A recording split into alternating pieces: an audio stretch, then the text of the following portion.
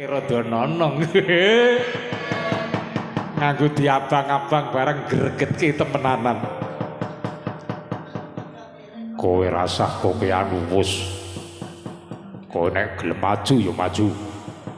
Ora mung kokean wuwus kaya ngono. Lho, niku sinten, Kang Mas? Iki kadangku. Iki Raden Sentyaki ya Raden Sencaki. Wah, wangune bocah pira sajake gembleleng. Ora ngarani gembleleng karo adikku iki lho. Ngarani gembleleng antem pecah mestakamu. Wah, sing mburi ya ngono wae. Meng kaya bloangope rumangsaku. Tandang gerayange kaya ngono. Ya, yen kowe arep gayuh para Sembadra. Kowe iso mateni singa mulang ya tak dhawuhake. Nggih, mangke kula cekap kula kemawon ingkang badhe ngendhih yudanipun singa mulang ya sing prayitna ngati-ati ya. Kembang dondong mekar sore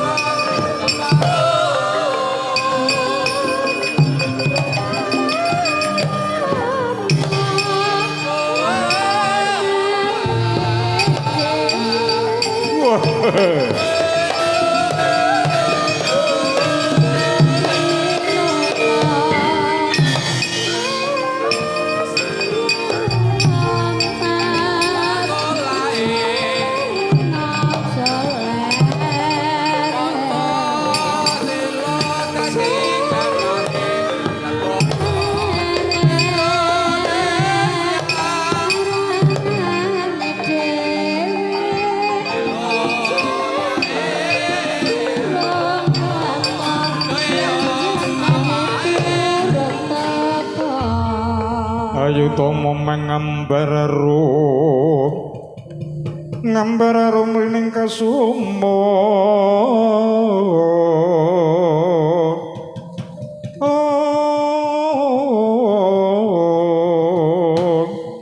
yen ngendika wis munyung gigit ladi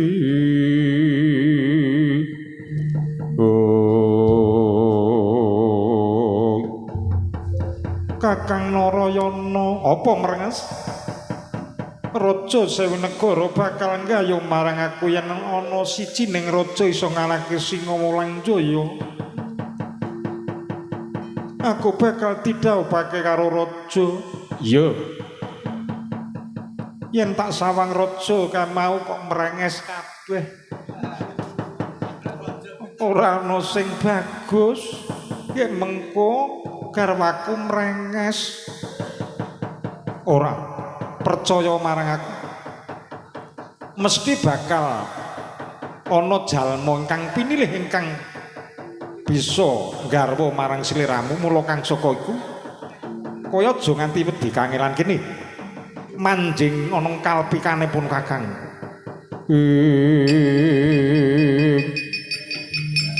bagus salos kang nanggo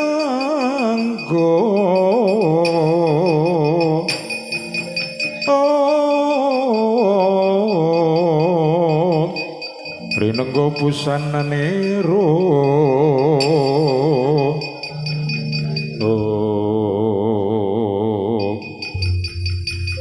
ana apa Dimas Sencaki kok noleh-noleh kowe bocah durung sepiro kowe aja nganti cerak-cerak karo Lepacakara antarane Singa Mulang Jaya karo Raja Sewu. Nggih.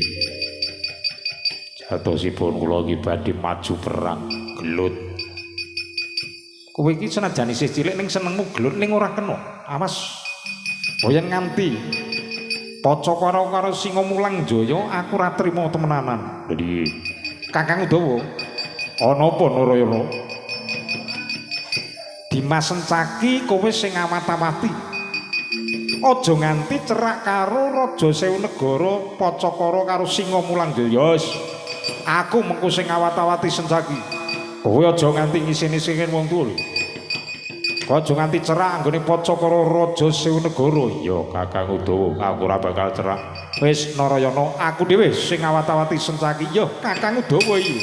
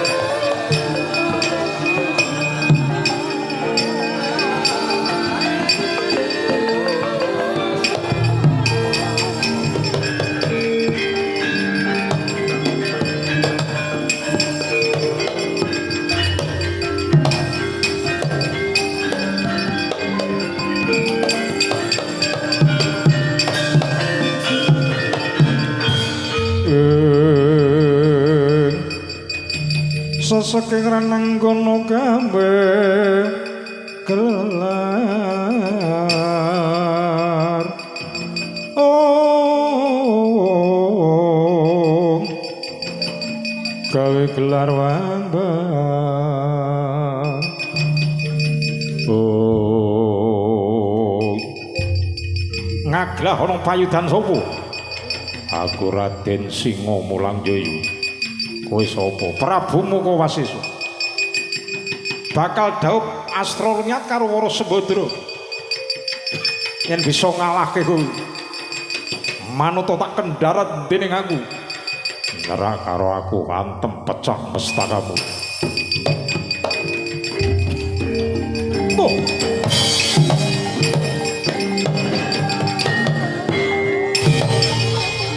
oh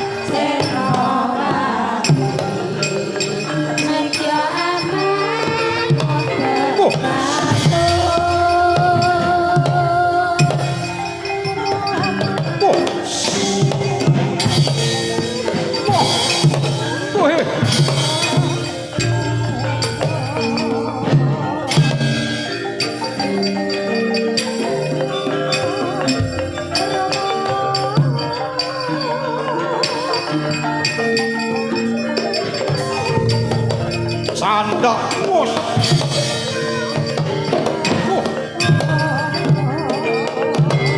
Waduh.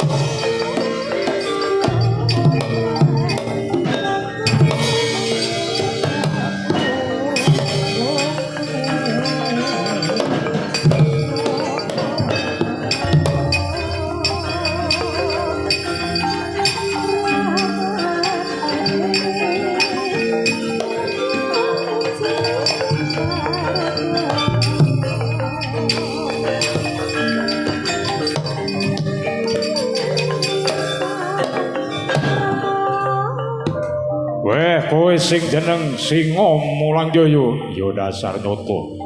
Kowe sapa? Prabu Kebugira Manuta.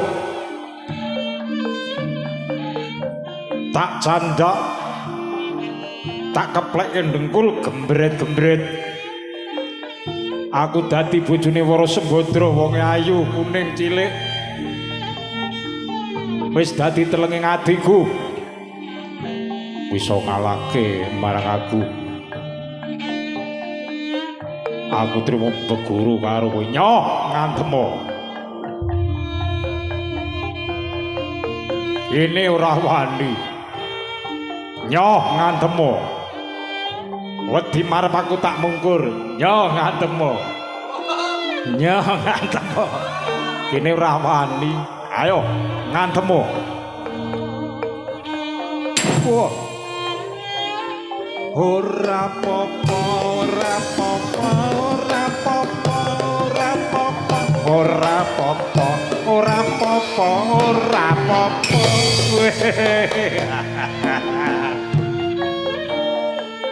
Ora apa-apa, ora apa-apa, ora apa-apa, ora apa-apa. Ora apa-apa, satises warane pengabel. Apa-apa, canda.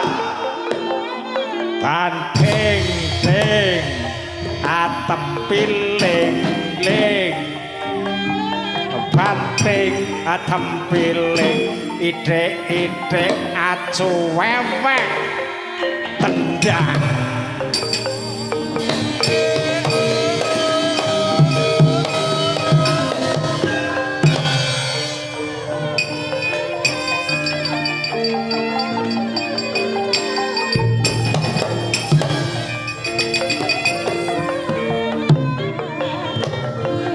Ayo maju kowe. Rupak ya wani, jembar ya wani, wong arep bojo ayu ki kaya ngene iki rasane. Ayo. Singa mulang jaya. Weh. Ngetokke gaman. Gamanmu kok gilik. Apa kuwi? Kiai Godo Wesi Kuning. Tak tamani Kiai Godo Wesi Kuning. Kabapan wae mesti bakal remuk awakmu.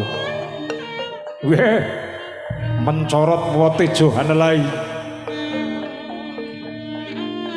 Kaya ana pradane. Ya, Godo Wesi Kuning. Tamakno legane atiku. Ayo mereneo. Raja Sewu mati dening aku.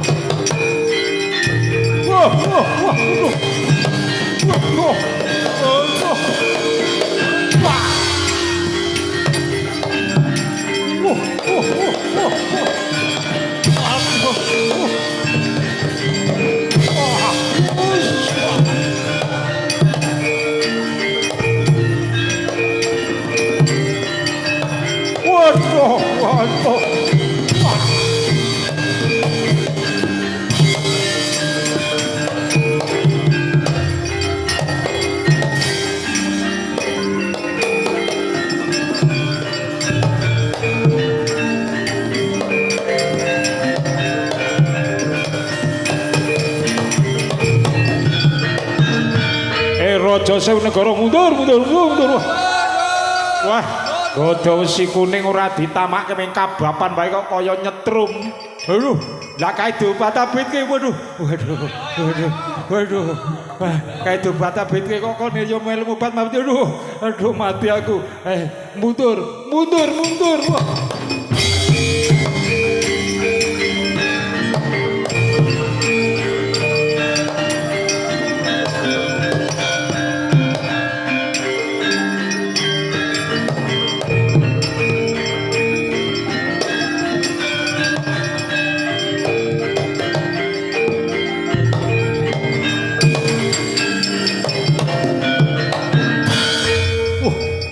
Raja Sewu Negara padha mundur kabeh kae nggawa pusaka kok mencorot kaya ngono.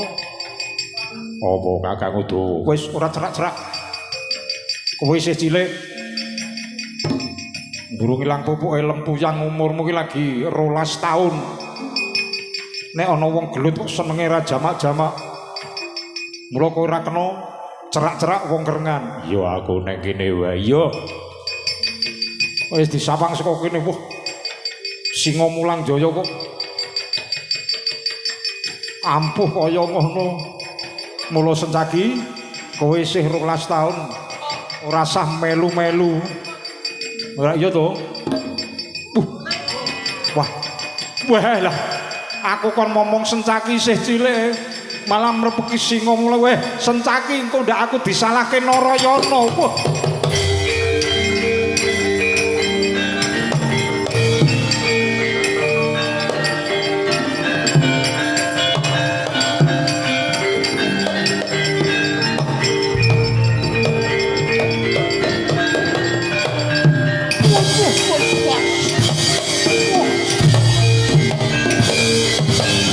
Wah!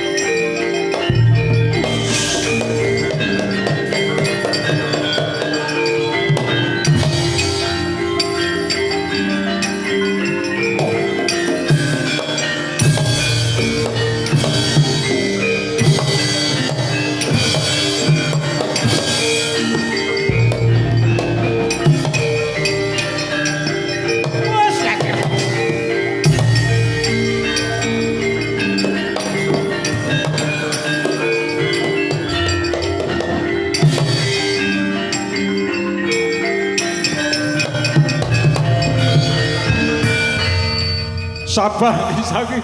Aku ndak diseneni Narayana nganti megeh-megeh aku. Sabar. Sabar. Weh, jan celaka tenan. Sabar Sencaki. Sabar lah kok malah molo Singa Mulang Jaya. Raja Sewu ora kanggo gawe. Sencaki mungsumu sempal wangmu. Iya, aku ngerti nek kowe ampuh. Wah, duh. Aku malah digendhong Sencaki karo gelut. Bocah 12 taun kok rusane kaya ngono ndae bonak tuwa. Lah sesuk bojone sing bejo iki digendhong. Lah kok kuwi lah wong aku ya melu digendhong. Gelut kok karo gendhong wong loro. Kowe iki ya kepiye to? Pasrahi Sencaki kok. Lho ambrangkang Narayana iki mau. Ya aja nyalake aku banget. Kowe ora ngono kuwi. Sih cilik ora kena gelut.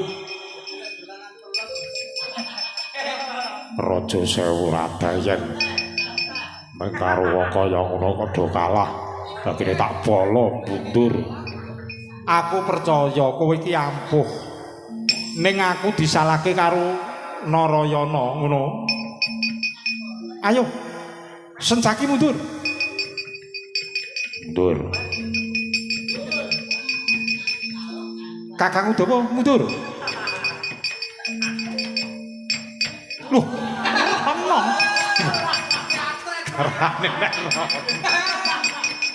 Wong tuwa kok sembrono, jajare kon mundur. Mundur ki rono, ora rono. Oh, ora jenenge maju. Roh. Wong tuwa padake. Kakang Udawa, apa Narayana? Wah, Singa Mulang Jaya duwe pusaka ampuh. Gada wesi kuning ya. Raja Sewu bubar mawut. Malah wektu dina iki lemu ngawat-awati Dimas Sencaki sing tenan. Ning nek karo Sencaki rada walahan Lipacakara. Ning nek mengko nyekel gada ndrawasi Sencaki adikku mesti kalah. Urung karuan. Kowe iki wong tuwa kok malah ngeyel iki lho. Wong dipasrahi Sencaki dimpong kok malah maido karo aku. Lanjur piye iki nek nganti Singa Mulang Jaya ora ning sing ngalahke kowe jugar-wigar nggone dadi ratu ning Ndarawati. Wis Kakang Udawa kowe mapano ning tepis piring kraton Ndarawati. Ya. Ning tenan lho Sencaki kudu tok awat-awati tenan. Aja nganti gelut karo Singa Mulang Jaya. Ya wis. Mengko tak erut nganggo setagenku wis. Mengko nek kono mlayu aku main ketut ning rasa ya Sencaki iki cilik rasa. Cilik lho turno. Mau ngedapi-dapi. Kowe wong tuwa lho. Sing prayitna ngati-ati aku tak golek Pintasrayan. Mongko Singa Mulang Jaya duwe pengendikan. Yen nganti Singa Mulang Jaya kuwi kalah karo Pintasrayaku, negara Ndarawati diparingke marang aku ya. Lah kuwi arep ning di Narayana, aku tak lumarap ana pertapan Wukir Tawu. Aku tak nyuwun pembiyantune putra-putra Wukir Tawu. Ya. Ya para Pandhawa sing bakal tak jaluki tulung. Ya. Muga-muga mengko bisa kasembadaning sedya Narayana iso dadi ratu ning kraton Ndarawati. Ning aku titip lho. Sencaki aja nganti ketemu karo anu Singa Mulang Jaya. Ya wis. Percaya aku ora arep turu aku. Aku ora arep turu aku. Arep nunggu Sencaki. Lah Sembadra mau wis ning ali-aliku. Wah, kowe men mapan ning kono wae aja tok pasrahke aku lho. Repot meneh aku. Pasrahi wanita repot meneh. Njaluk apa-apa kae bocah sok cinging nangisan ya. Wis ya Kakang Dawa andum slamet. Kowe ning tepis wiring kraton Ndarawati, aku tak ning pertapan Wukir Tawu. Ya sing ati-ati Narayana.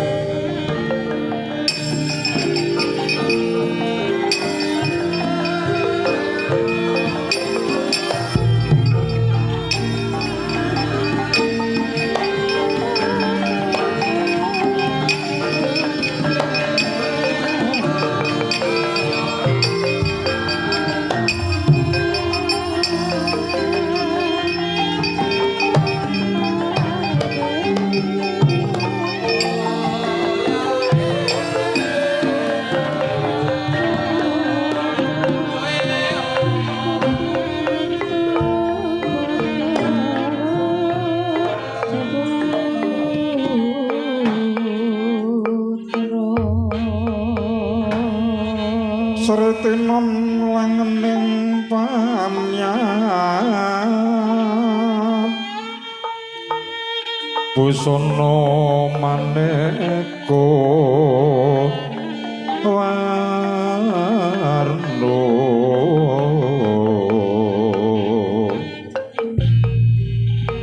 renggeng kencana ratna atro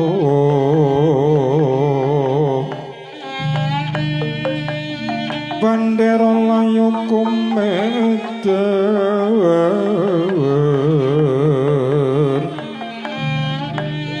sindrang panjresing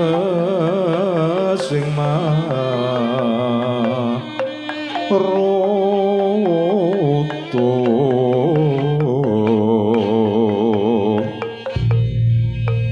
serna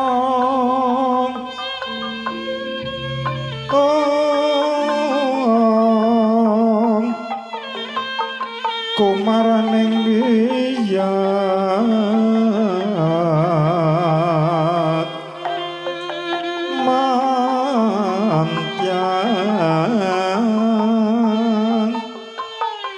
kumlebeting bojo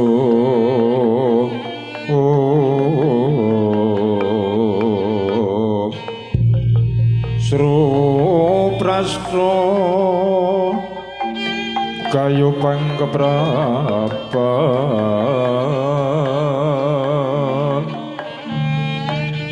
puspita anjraing siti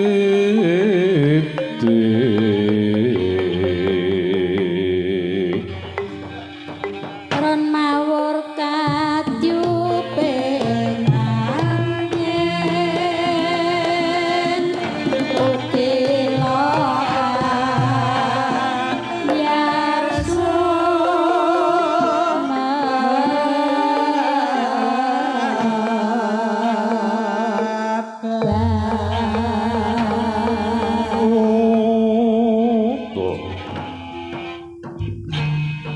kocap kacarita peperangan ngalun-alun Ndarawati Raden Singomulang Jaya kakruya para raja Sewenegari satriya ing garpa ruci wau ngasta pusaka gada wesi kuning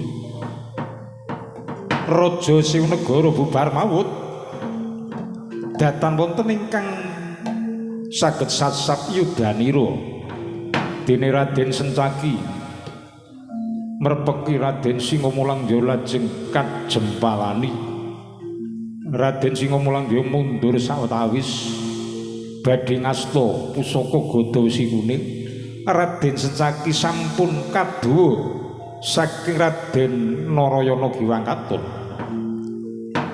sadaning Narayana Giwangkaton badhe ngupadi pinta serayang supados saged ngawunaken Raden Singomulang Jaya tindakira Raden Narayana minggah arga medhun jurang kecenteri rendet koncanira datan kapitanging penggalih daya-daya tumugi wonten ing pertapan Wukir Tawu sigek ingkang wonten marga kocapung ngajengaken ingkang undi ingkang kinarya sambeting lelampah kang wonten sumurupas Gedawangan Anala lenggah wonten madyaning sumurupas Kaseba ingkang putra miwah ingkang wayah Raden Setijo tinon saking Mandra Pindha Jati Kumara saking katebian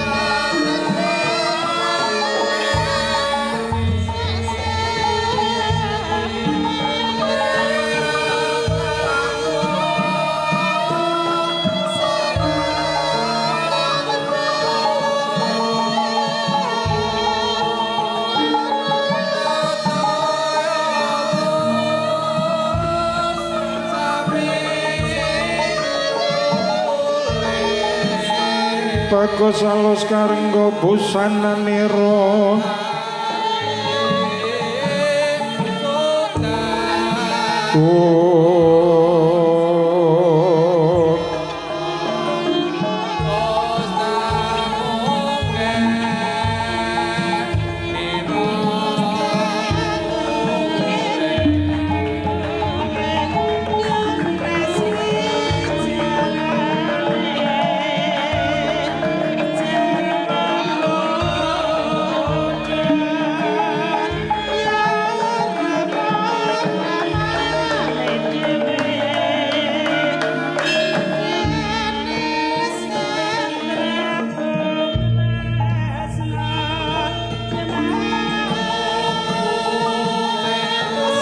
pinanggita kinarya wangsit mindha kumbang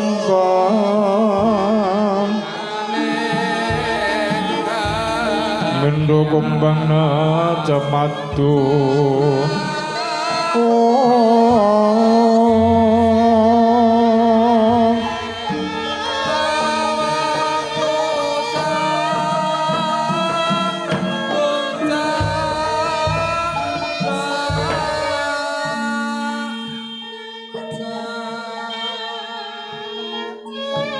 sambeting lelampah ramening mercapada ingkang wonten sumurupas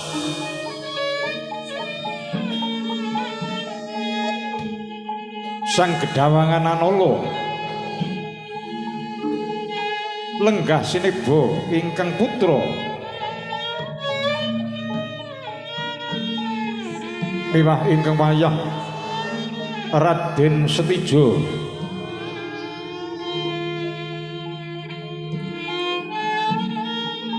membenging sungkawa menggalaken ingkang wayah Raden Setija saya bangu saya ngangsek nggeni sowan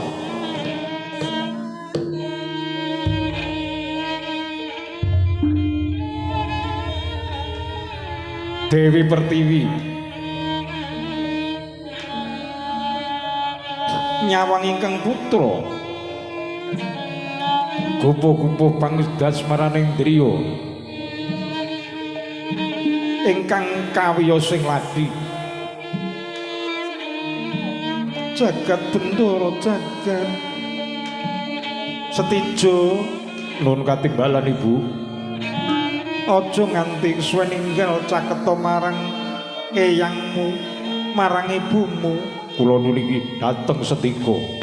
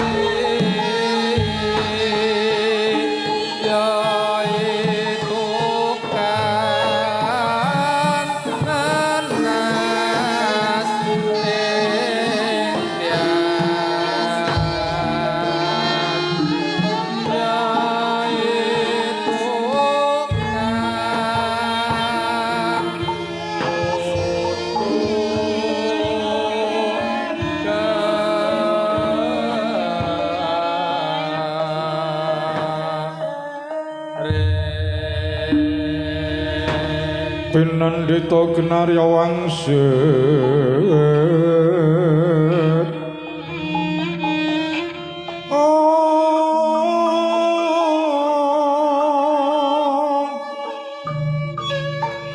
Mindha kumbang nacat matu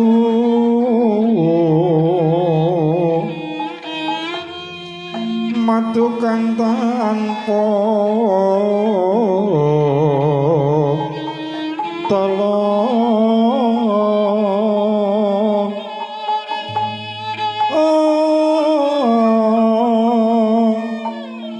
kalipating tibanding nganggen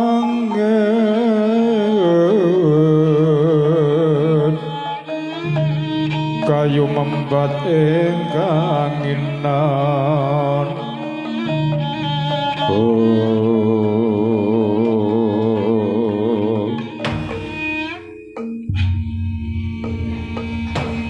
Hong Siwarsana Pertiwi wonten dawuh pangendika Rama kanthi Basuki pisowanmu inggih saking berkah pangestunipun Kanjeng Rama sowan kula winangka ing karahardyan sungkeming pangabekti kula katur Rama iya tak tampa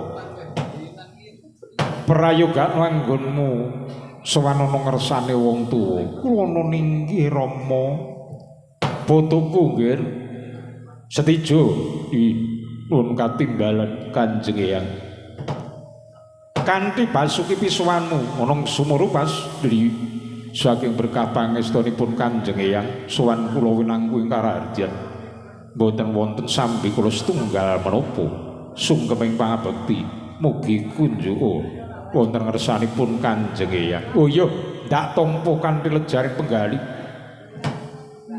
prayogakna pisowanmu lan pangestuku enggal tampanana kula pundi wonten mestaka andadosna jimat andayanana kasantosan iya sawise satata ingkang dadi pisowanmu setijo saya suwe saya caket nggonmu sowan ana ngersane yangmu ana ngersane ibumu duwe karep apa duwe wigati apa aja nganti wigih rina-rina enggal matura ana ngersane yang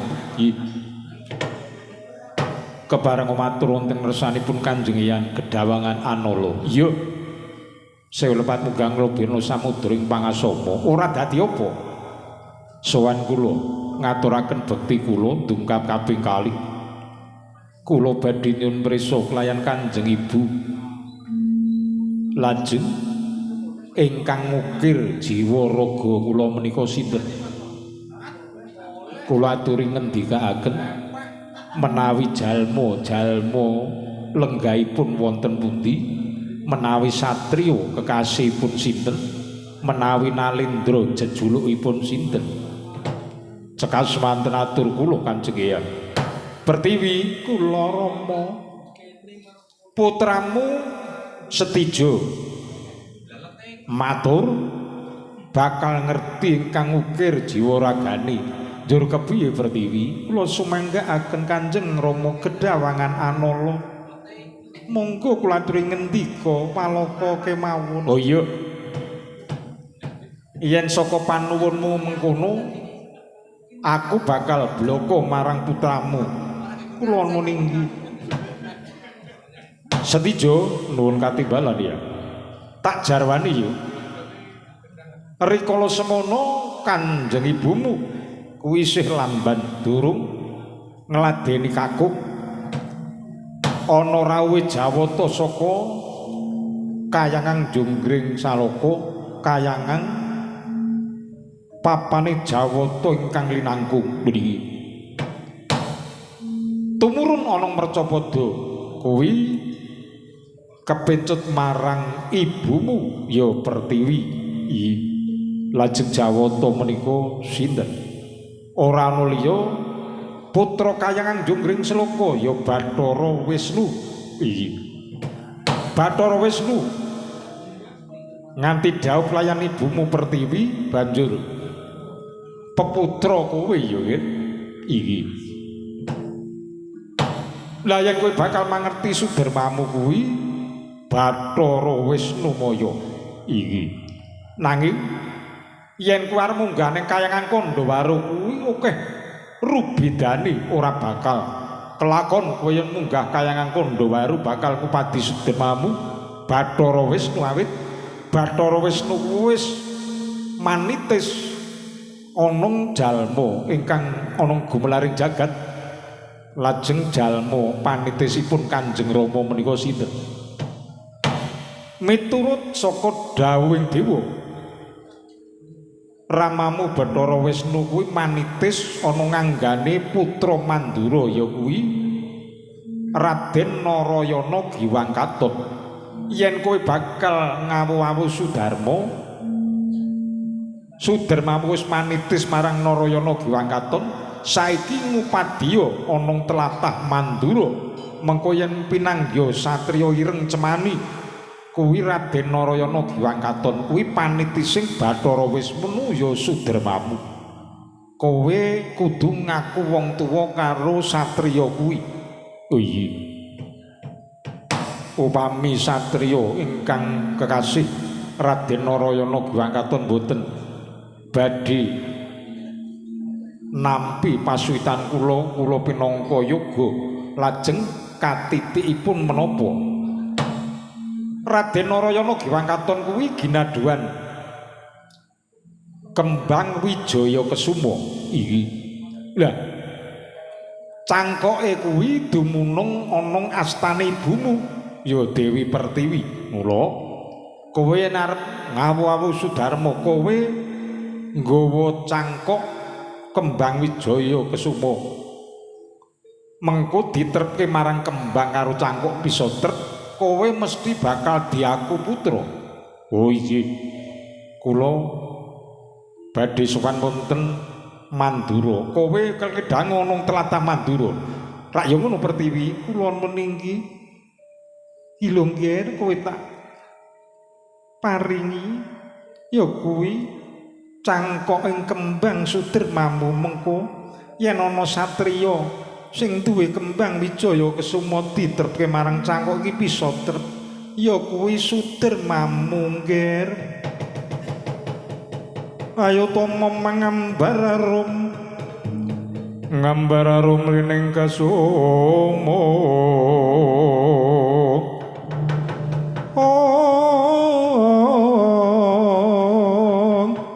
yen nganti kos munyong gigit ladi yen nganti kong gigit ladi martening kasam punat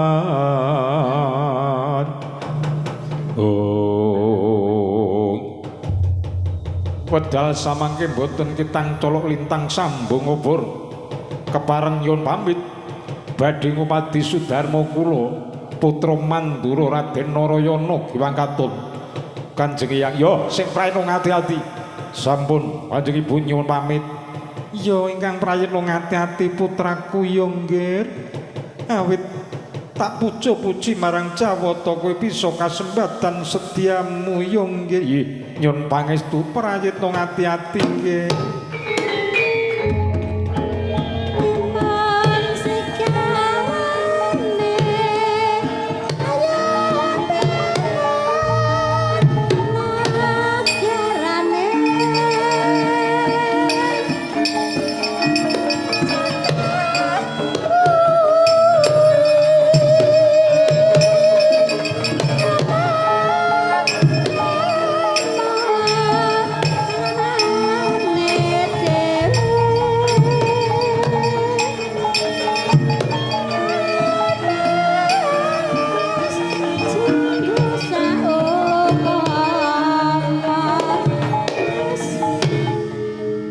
Pertiwi kula Rama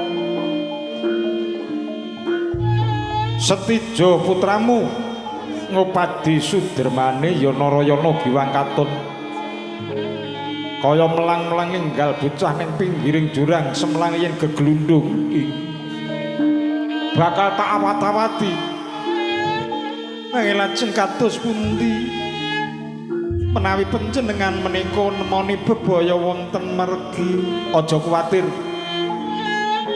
aku bulus gedene selawan-lawan kaya ngene iki aku arep malik cilik supaya ora gedenangan marang jalma sawangen tak malik cilik lho cilik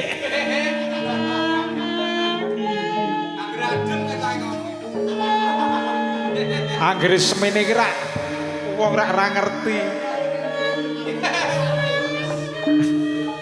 nek mau ngerti wong gedhe nek saiki cilik wis tak awat-awati putramu Setijo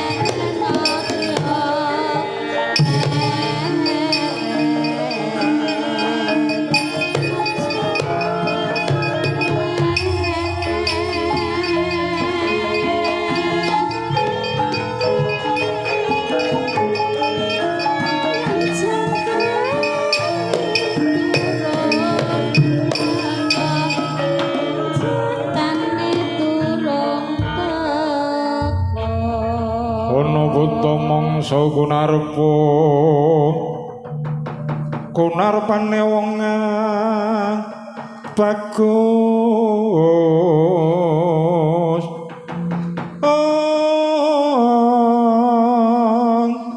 tutulerku menang leng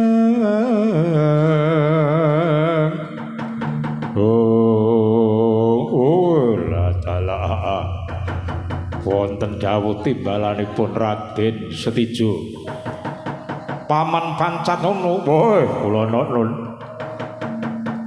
bawane Prabu Bomantara wis sirna mergolayu negara Surateleng wis dadi negaraku niki kowe tak patah dadi patih ana Surateleng niki burung lega rasane atiku jumeneng ratu ana Surateleng yen durung pinanggih marang Kanjeng Ramaku ingkang wis manitis ana jalma ya Raden Narayana Giwangkatun mula kang saka iku prajurit yaksa enggal budalna bakal tak upadi Raden Narayana Giwangkatun niki dateng sendika Raden kepareng kula nyuwun pamit bidhalaken para Gandharwa praenung ati-ati derekno laguku.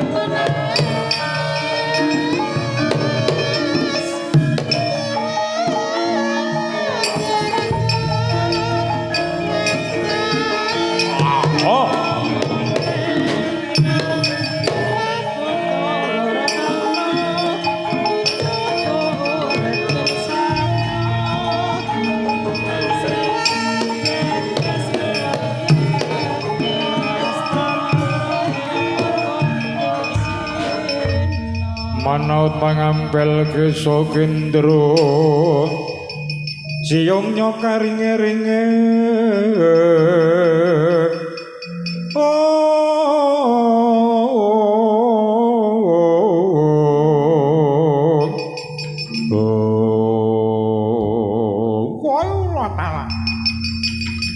Yonamen dalem sewu sang rikala patih Pancanyana nimbali kang abdi ditya gendir penjalin nyuwun dawuh nyuwun dawuh kang abdi impral muka kula nyuwun dawuh kula impral jaya nggih ing kula impral sekti dadi buta iki jenenge nganggo impral kabeh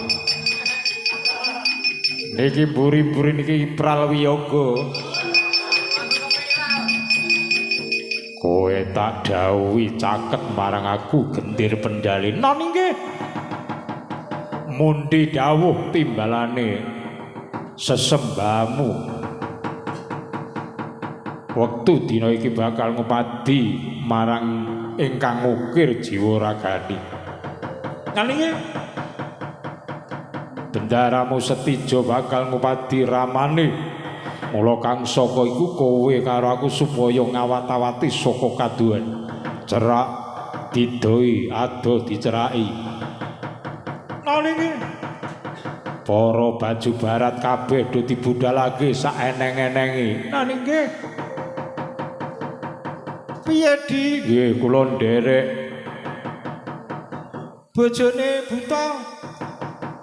bojone buta ya kudu melu lanang wedok gedhe cilik nom tuwa ora diwiji-wiji kula nggih nderek walah warang gono kok ya melu mbok ya le nganggo sandangan ki bojomu mbok ditata lah ki buta ngoten iki ya wis brungkut ya ora eneng buta kaya ngene diganggu karo yoga ki ora eneng. Ya wis kowe do melu baris kabeh. Wes, ayo diawat-awati sesembah. Monggo kula dherekaken Ndara Patih.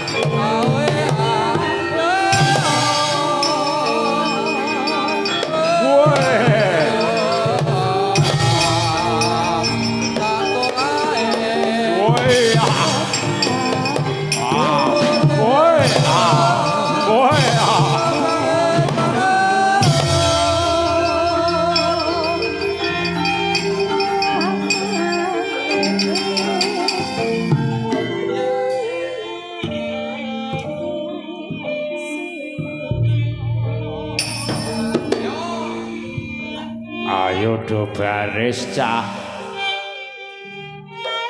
iki sing jenenge plenong iki ya ngene iki sedulure ribut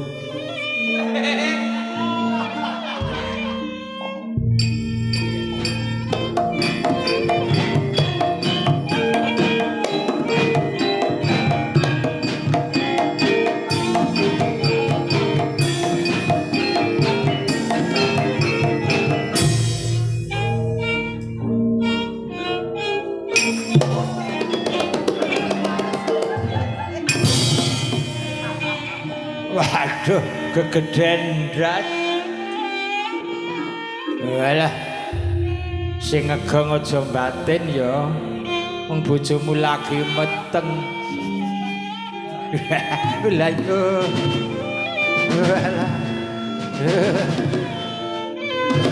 Walah arep nyerake adil.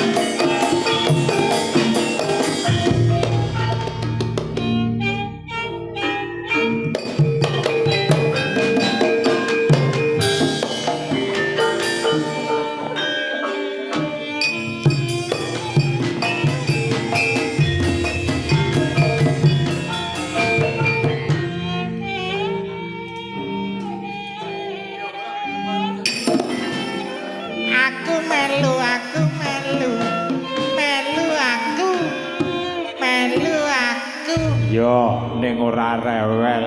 Ora kok. Ora rewel kok. Yo ning ora rewel tenan lho Tole. Ora kok. Yo.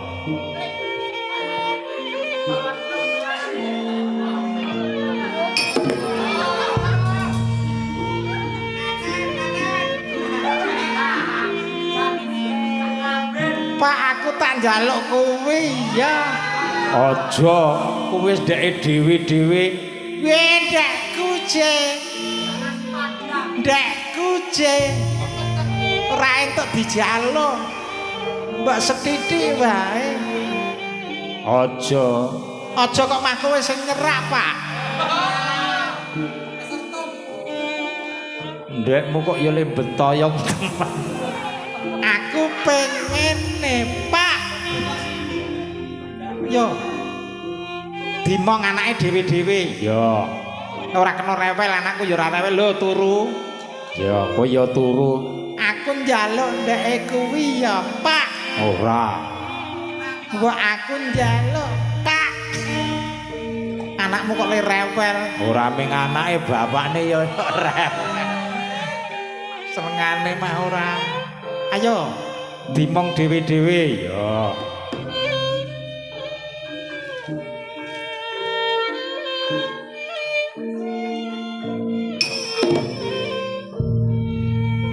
lah kacaku ndi yo?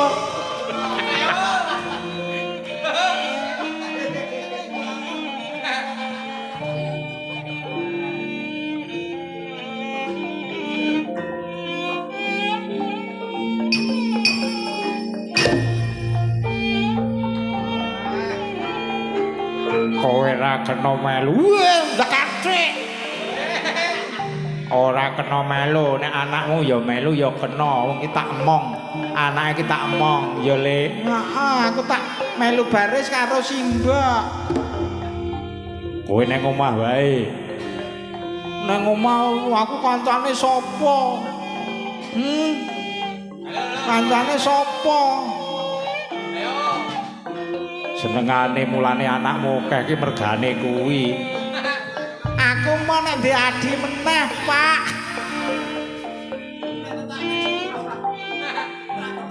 Yo, dimong anake. Mbok kuwi didelikke. Lah ndelikke kon nang ndi apa kon ngemut.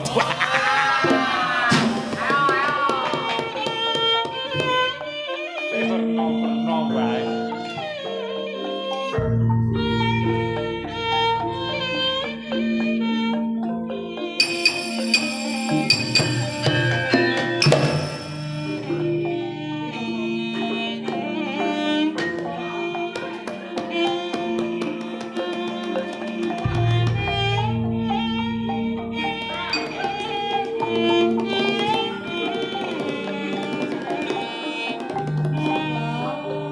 Aku nek ngene iki iso mungker ning ya iso dawa.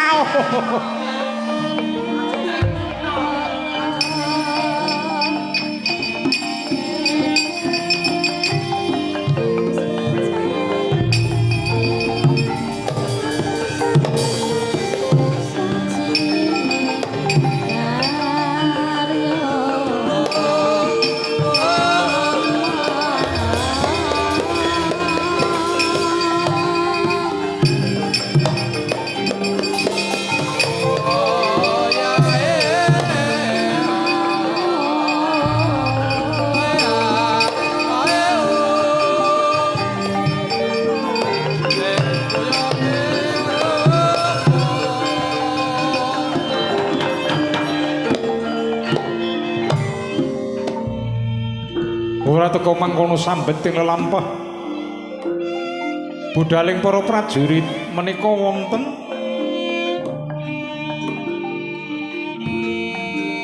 pertapan hulu ketiga wonten Garuda kekalih paringang asma Wildata Wilmuna. Wildata Wilmuna menika saking turasipun peksi rikala semanten ingkang nyusuh wonten rikmanipun Begawan Palasara wicaca wicaci wonten ndo kalih dipun ngeremi rikala semanten rikmanipun Begawan Palasara wonten susuh wonten ndo kalih dipun ngeremi wecaca wecaci dados Wildata Wilmuna menika turasipun wecaca wecaci rikala semanten wonten madyaning hulu ketiga Garuda kekalih elok ing jagat saged tata jalma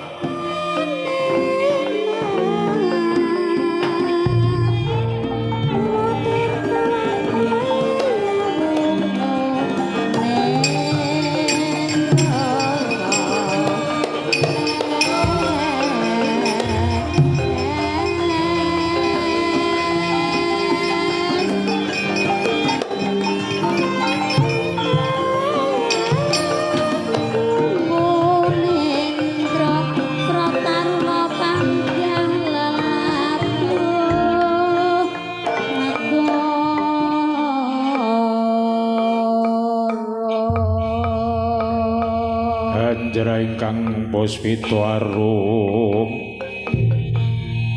kasiliring samirana amre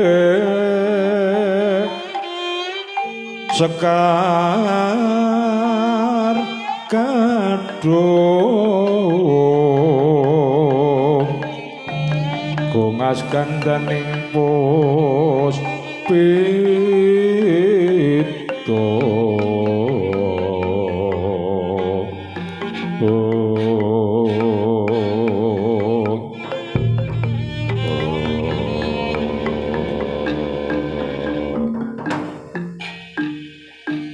jagat wasisaning Obororo Kakang Wilmuna apa Adi Wildata sakwise bisa pinanggih marang aku Kakang aku bakal ngaturake latri kang wis kawuri iya latri kang wis kawuri aku ki nampa wangsiting dewa lan aku perlambange ngimpi iya ngimpi ora ana titiyane gandayane puspa tajem. Lah yen titiyane iki kepiye? Titiyane kuwi wancine surup. Mula pengendikane para munasis kae aja turu sore-sore akeh godhane. Iya. Kuwi ming digodha jin setan pripayangan. Lah yen gandayane kuwi wancine jam 12 bengi. Kuwi mung ketuntu. Tegese awan mentas ngomongake bengi ngimpi jam 12 kuwi mung ketuntu. Iya. Nanging yen puspa tajem kuwi wancine gagat bangun rahina. Yen ala ya nekani, yen becik ya nekani. Wah. Leh ku ngimpi iki ya ning nggon puspa tajem kuwi. Oh. Ngimpi apa? Wah. Leh ku ngimpi iki kaya diladeni wanita. Wanita kok kepencut karo manuk. Weh, lah manuk kae mesti kaning manuk ora. Neng pangimpen kuwi wanita ngendi? Wanita saka Mandura.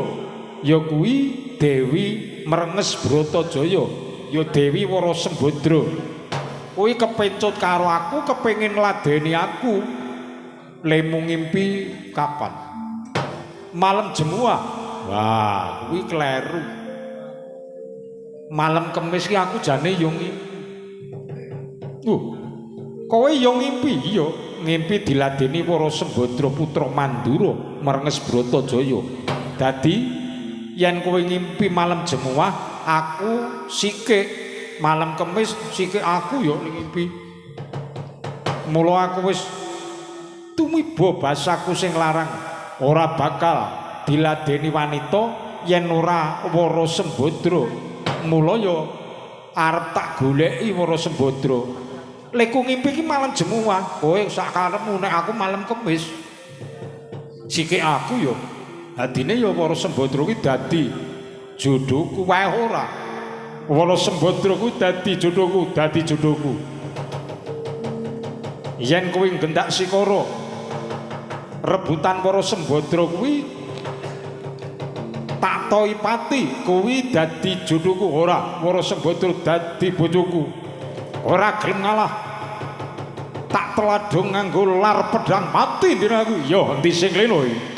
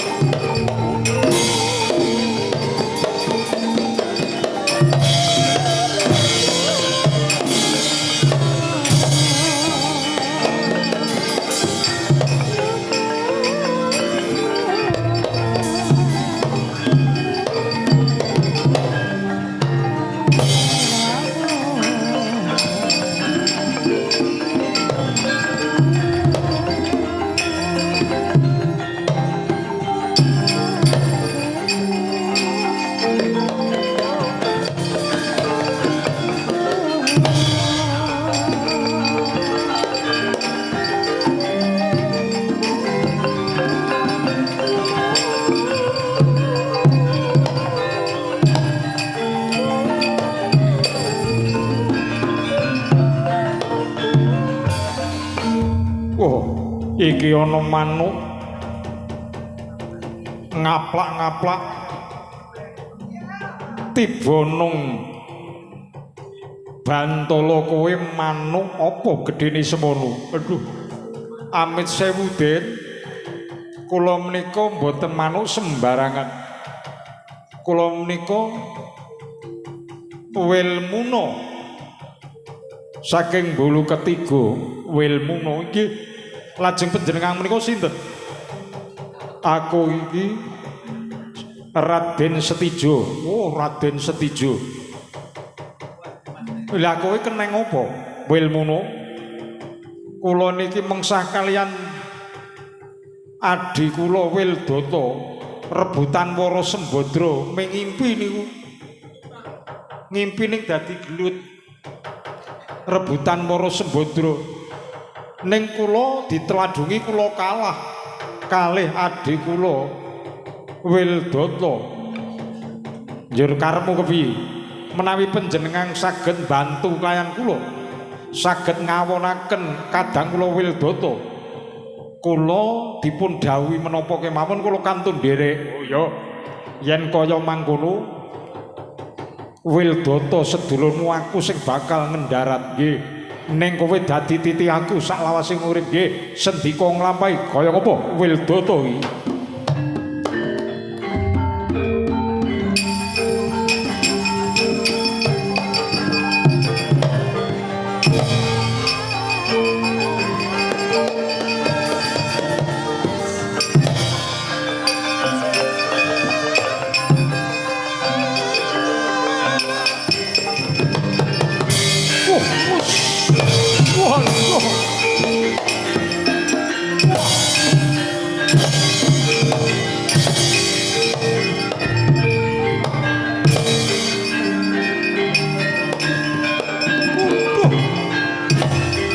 Anda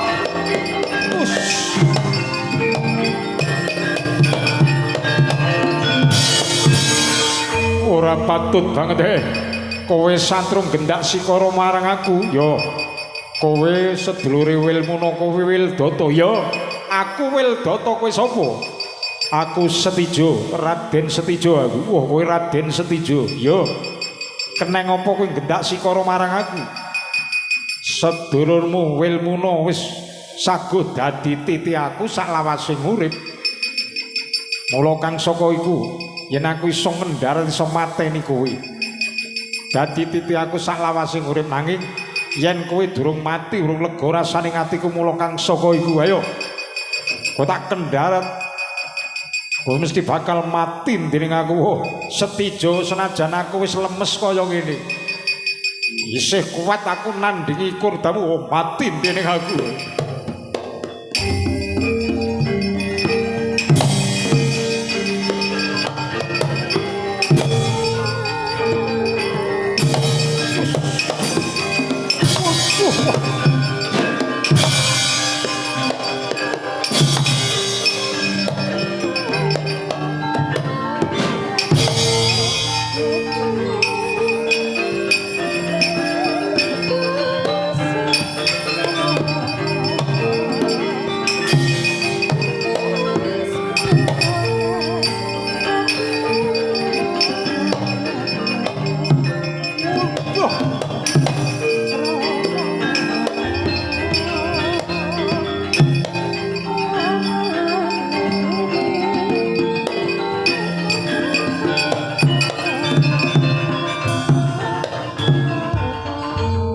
Sang Gatot Kaca ngampayukum dirgantara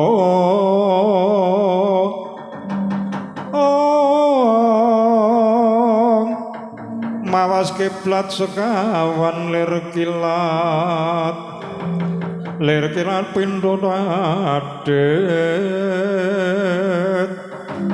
mancat pundak nguntir jonggo gembung pating kalundung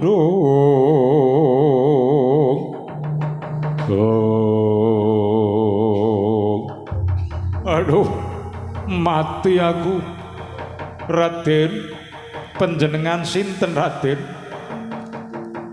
kowe ngaku luwih dhisik ana manuk iso tata jalma kowe sapa kula menika Wildata saking Bulu Ketiga lajeng panjenengan satriya pringgondani Raden Gatotkaca ya Kaca Negara wah iki Raden Gatotkaca ya Kaca Negara aku tak takon karo kowe ana bebaya apa kang nempuh anggamu aduh kula menika ora gadah sederek naminipun Wilmuna kula menika ya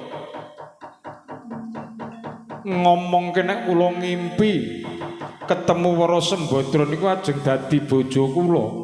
Lah kok kakang kula Wilmuna niku ya ngimpi, le kula ngimpi malam Jumat rika malam Kemis. Rebutan Wara Sembadra lajeng kula teladung-teladungan. Wilmuna kalah kalih kula. Nanging nyuwun bebiyantu satriya Satria sapa sing bantu kadangmu Setijo Raden Setijo bantu kelayan kadang kula Wilmuna menawi saged mejahi kula Wilmuna bados titianipun saklaminipun gesang kula tak nyuwun berkah panjenengan Raden Gatotkaca kula aturi malesaken kelayan Raden Setijo menawi panjenengan saged ngawonaken Raden Setijo kula saklaminipun gesang dados titian panjenengan ya yen kaya mangkono tak saguhi mengko Setijo bakal tak sirnakake nanging ora Dura Sembada saklawasing urip dadi titih aku nggih kula sagang nglampahi kaya ngapa Setijo iki wujude kaya ngapa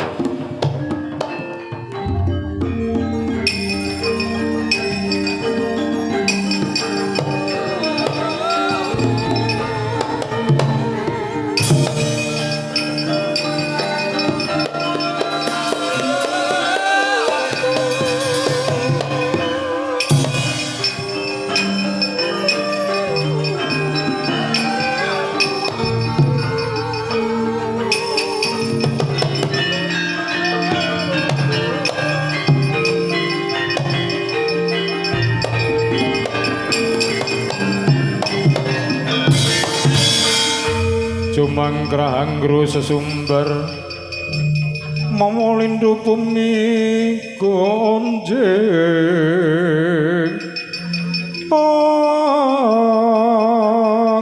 kumaludu guntur ketuk jalane di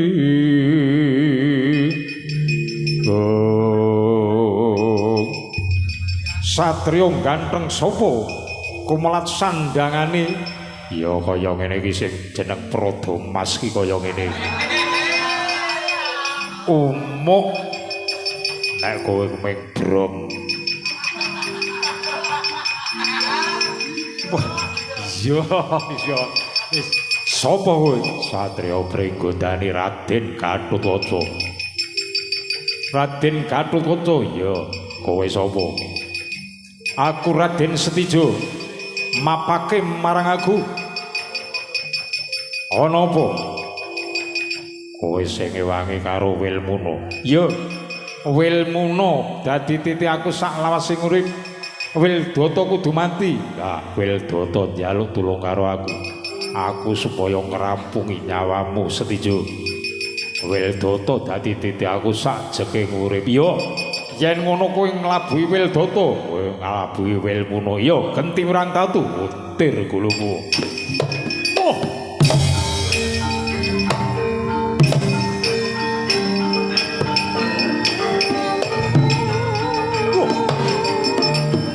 Lord.